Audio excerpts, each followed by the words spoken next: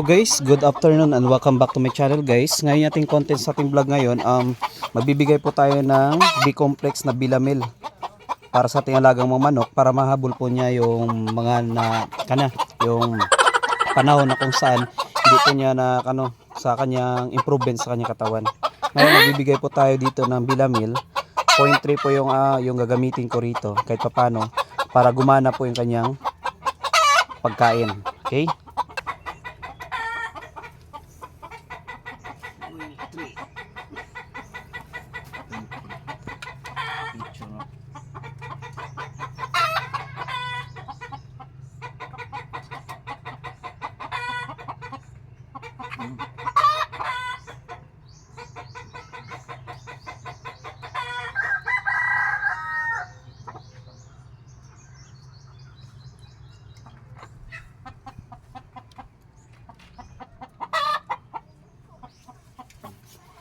Isa pa. So, yung isa naman guys, yung ating bibigyan ng Bilamil. Okay?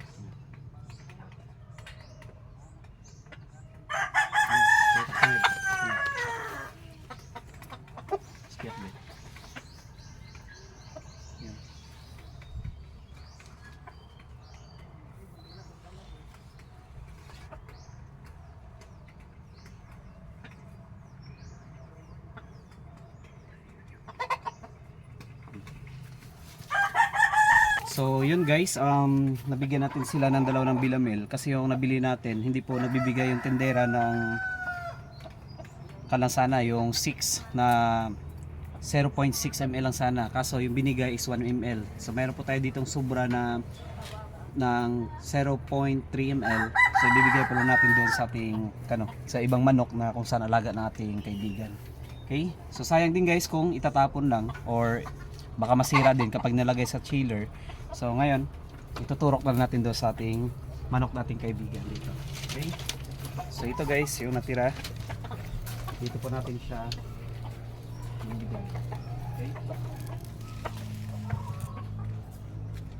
Grabe oh. So ito guys, matanda na ito. Mukhang makunat na nga yung kanyang Mukhang makunat na yung kanyang balat. Yan. So ito guys. So ilang guys yung ating content sa ating vlog. Yung content natin is na yung pagbigay lang natin ng B-complex na Bilamil sa ating alagang manok para po mas magana po sila kumain. So yun lang guys, and thank you guys for watching.